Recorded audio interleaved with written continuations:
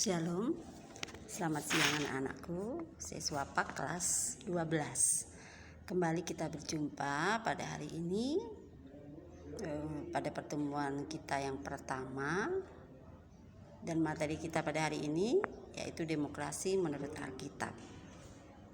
Jadi hari ini mungkin kita belum bisa bertatap muka, kita masih pembelajaran jarak jauh atau PJJ, namun Ibu yakin bahwa apapun kondisi yang kita alami saat ini, kita tetap semangat untuk tetap belajar dengan penuh kesungguhan hati. Baiklah anak-anakku, sebelum kita awali pembelajaran hari ini, kita mohon bimbingan Roh Kudus, kita satu dalam doa. Bapa di surga, terima kasih atas penyertaan Tuhan pada siang hari ini. Anak-anakmu siswa PAK kelas 12 akan mengadakan pembelajaran. Kiranya Tuhan hadir di tengah-tengah kami, berkati jalannya pembelajaran hari ini sehingga boleh berjalan dengan lancar dari awal hingga akhir dalam penyertaan Tuhan. Terima kasih Tuhan, di dalam nama Yesus kami sudah berdoa. Amin. Nah, materi kita yang pertama adalah tentang demokrasi menurut Alkitab. Jadi kalian bisa baca dalam Kejadian 11, Ayub 2, dan mungkin masih ada ayat-ayat yang lain yang bisa kalian baca. Jadi demokrasi, pengertian apa sih demokrasi? Ibu yakin kalian sudah mempelajarinya di pelajaran, kalau nggak salah di sekolah ya, di PKN, pelajaran pendidikan kewarganegaraan juga ada tentang apa itu pengertian demokrasi, yang artinya demos dan kratos ya, berarti pemerintahan rakyat. Artinya di sini rakyatlah yang memerintahkan, yang memerintah atau kekuasaan ada di tangan rakyat. Namun dalam pelaksanaannya dipegang oleh wakil-wakilnya yang sudah dipilih oleh rakyat, yang sudah dipercaya untuk memegang pemerintahan. Jadi demokratia asalnya dari kata demokratia yang berarti kekuasaan atau pemerintahan rakyat. Jadi wakil rakyat itu ditunjuk untuk melaksanakan semua fungsi dan tugasnya untuk kesejahteraan rakyat. Jadi mereka tuh benar-benar mewakili seluruh rakyat. Jadi benar-benar mereka tuh memperjuangkan kepentingan rakyat, bukan kepentingan pribadi untuk para wakil-wakil rakyat ini. Nah, di sini bangsa Indonesia menganut demokrasi Pancasila, yaitu menjunjung tinggi nilai-nilai dari sila-sila Pancasila. Jadi untuk berikutnya, demokrasi dalam Perjanjian Lama memang tidak disebutkan secara tertulis tentang demokrasi di Alkitab, namun dalam pelaksanaannya banyak tokoh-tokoh Alkitab yang memang di dalam menjalankan tugas kepemimpinannya mereka sudah melaksanakan demokrasi. Jadi praktek demokrasi sudah dilaksanakan oleh para pemimpin-pemimpin dalam tokoh-tokoh Alkitab. Nah, sebagai contoh misalnya pada saat perundingan antara Abraham dan Lot tentang lahan ternak mereka, jadi untuk menghindari pertengkaran, Abraham dan Lot mengadakan musyawarah. Dan di sini Abraham meskipun yang lebih tua dia mengalah. Dia meminta Lot yang lebih muda untuk memilih lebih dulu mana lahan yang dipilihnya untuk ternak mereka. Jadi di sini musyawarah sudah dilaksanakan. Itu sebagai salah satu praktek demokrasi. Kemudian ketika Ester menghadap raja dan mohon perlindungan bagi dirinya dan bangsanya, merupakan contoh mengungkapkan pendapat. Jadi di sini Ester mewakili bangsa Israel yang saat itu sedang ada dalam pembuangan. Nah, jadi di sini Ester jadi wakil mereka untuk menyampaikan pendapat di hadapan raja. Nah, ini juga praktek demokrasi. Kemudian yang ketiga, ketika umat Allah memohon kepada Allah untuk memiliki raja. Jadi mereka berpendapat, memiliki pendapat, menyatakan pendapat, memohon kepada Allah agar mereka seperti bangsa-bangsa yang lain memiliki seorang raja, seorang pemimpin bagi negara mereka, biar mereka sama juga dengan bangsa-bangsa yang lain. Jadi sebenarnya Alkitab memang tidak pernah menyebut secara langsung tentang kata demokrasi. Mungkin kalau kalian cari tidak ada, namun di sini Alkitab mengajarkan cara yang tepat dalam berdemokrasi secara benar. Dan itu sudah dilaksanakan oleh para pemimpin atau tokoh-tokoh Alkitab di dalam menjalankan tugas kepemimpinan mereka, di dalam mereka menjalankan tanggung jawab pelayanannya. Mereka memang menerapkan praktek demokrasi itu. Nah, demokrasi dalam perjanjian baru. Jadi kalau demokrasi dalam perjanjian baru, demokrasi itu kan menempatkan manusia pada kedudukan, harkat, martabat, hak dan kewajiban yang melekat pada mereka. Jadi mereka memiliki harkat dan martabat yang sama di hadapan Allah.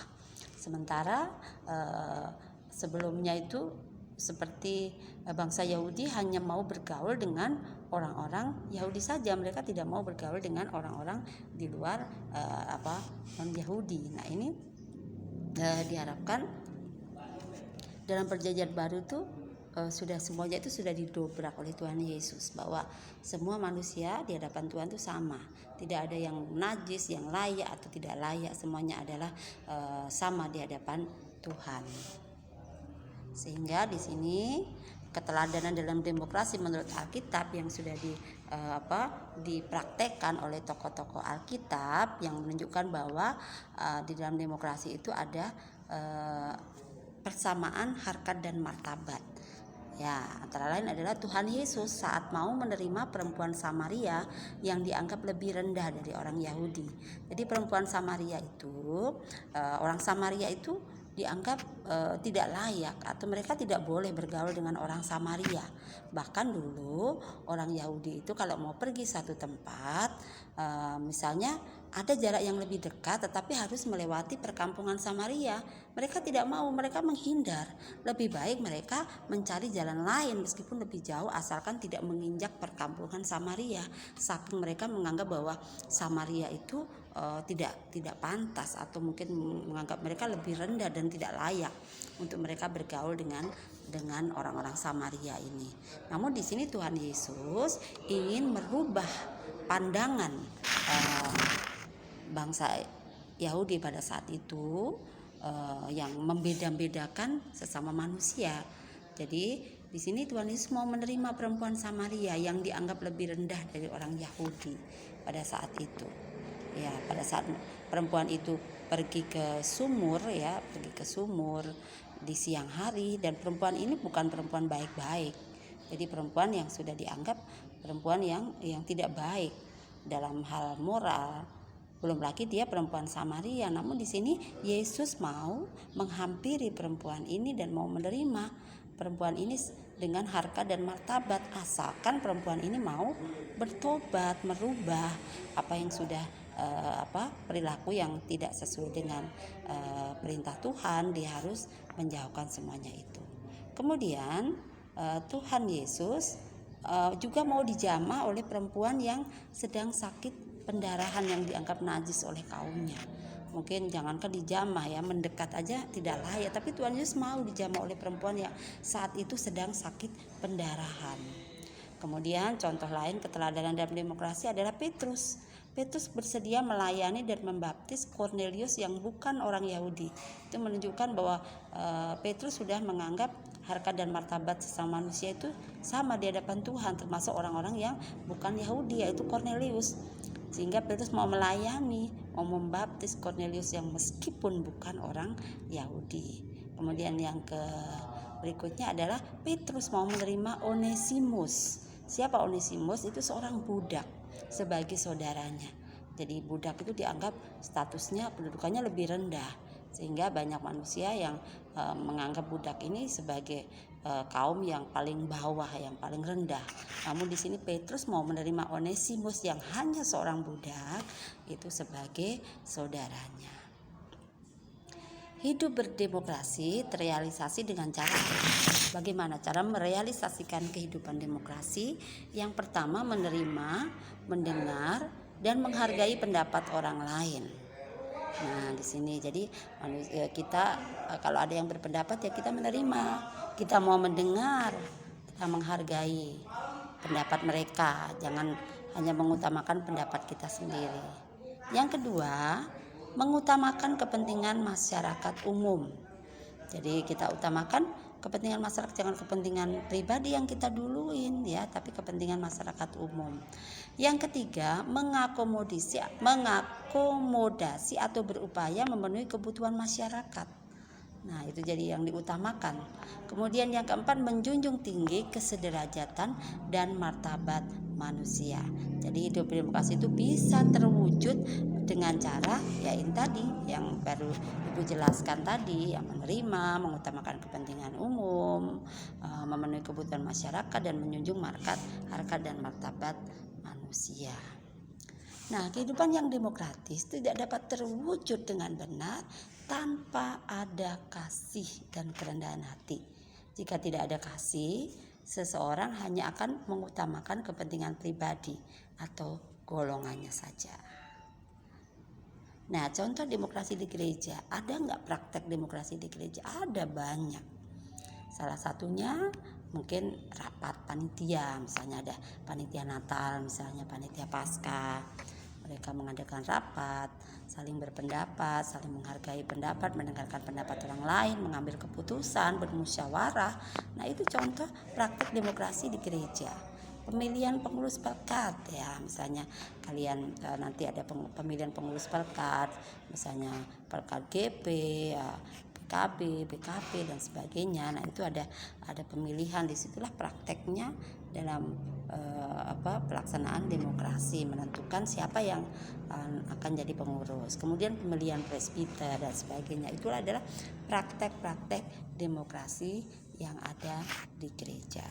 Nah, itu tadi materi kita hari ini. Silakan kalian materi yang sudah Ibu sampaikan, kalian bisa tulis, catat di buku catatan kalian pelajari dengan baik. Dan mungkin hari Jumat depan, kita pembelajarannya 2 minggu sekali. Jumat depan untuk kelas SD dan kelas SD saja, namun Jumat depan tetap Ibu akan memberikan tugas latihan untuk kalian ya. Hari ini materi, Jumat depan latihan untuk kalian kerjakan. Mungkin pembelajaran kita cukup sampai di sini. Mudah-mudahan pelajaran hari ini boleh bermanfaat bagi kita semua. Dan sebelum mengakhiri, kita satu dalam doa. Terima kasih Tuhan boleh menyertai pembelajaran agama hari ini sehingga boleh berjalan dengan lancar dari awal hingga akhir. Biarlah apa yang kami pelajari boleh berguna, bermanfaat dalam pertumbuhan iman anak-anakmu kelas 12. Biarlah mereka semakin bertumbuh di dalam Tuhan dengan penuh sukacita untuk bisa menerapkan, mempraktekkan materi ini dalam kehidupan sehari-hari. Ampuni dosa kami Tuhan, di dalam nama Yesus kami sudah berdoa. Amin. Baiklah, terima kasih atas kehadirannya. Tuhan Yesus memberkati kita semua.